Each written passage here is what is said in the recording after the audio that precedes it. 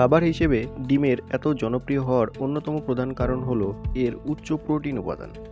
যদিও লোকেরা অন্য ডিমের তুলনায় মুরগির ডিম বেশি খায়, তবে আরও অনেক ধরনের ডিম রয়েছে যা বেশি পুষ্টিকর।